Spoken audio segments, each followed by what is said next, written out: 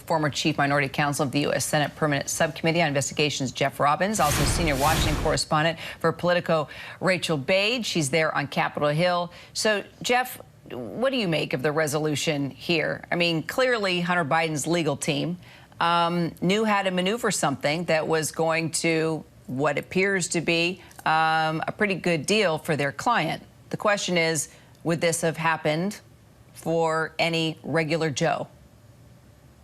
Well, hi, Kira. That, of course, is exactly the question that everybody is focusing on. The first thing to say is that this was a Trump appointee, as has been widely noted.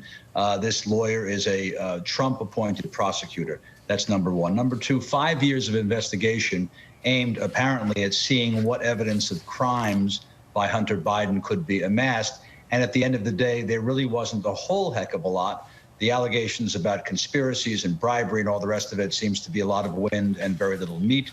With respect to these tax charges, of course, they're complicated by the fact that Hunter Biden actually paid the taxes, which would have complicated a prosecution. But the elephant in the room, of course, is that this is somebody who's suffering massive psychiatric and emotional and addiction problems. And although that's not an excuse for violation of a criminal statute, naturally enough, it does factor into the kind of disposition that the parties will agree on. And so this is not entirely a surprising outcome, although obviously, as Terry points out, there'll be plenty of people who will be disappointed by it. So, Jeff, what kind of factors will then the federal district judge take into account here when it comes to sentencing? I mean, you've got a lot of political pressure here. Yes, there is a lot of attention focused on what this judge does. Well, number one, he did pay the taxes. One should think, ironically, that if there's anybody that Donald Trump should feel a kinship with, it's somebody who didn't pay his taxes, though I guess Hunter Biden went astray by actually ultimately paying them. So there's that. There's the addiction problems and the graphic psychiatric problems that Biden had. And so those are two of the factors which will play into what the judge does.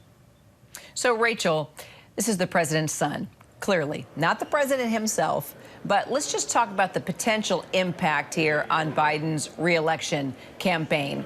I mean, there is the time that they spent together overseas when he was, active in politics. Clearly, his son traveled with them, and there was allegations that the president now was helping his son with various international business deals. So how do you see this turning out for Biden, who wants to not only remain president, but become president once again in 2024? Yeah, I mean, there's no doubt about it that this is going to be a big embarrassment for President Joe Biden, and this could really drag out for a few months. I mean, the reality is that while this case may be closed, this plea deal may be struck, here on Capitol Hill, this is just the beginning of the story as it goes from a legal issue to more of a political one. I mean, Republicans, this is very much going to whet their appetite to go after Hunter Biden even more. They've been doing it in recent months, but not getting a lot of attention from it at the national level. A lot of voters not really caring about this issue. But now that there's actually been a public plea deal announced, this could actually draw more attention to what Republicans are trying to do on Capitol Hill in terms of embarrassing President Joe Biden by going after his family. And one other thing to mention here, if you think back to 2015 and 2016, I mean, I was up here on Capitol Hill then covering the House Benghazi Committee and the House investigation of Hillary Clinton's email server.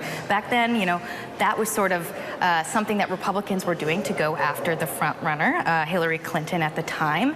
And, their investigation ultimately did end up hurting her, although a lot of people will look back at that time and say, look, this pales in comparison to the scandals that we have seen come out of Donald Trump's White House.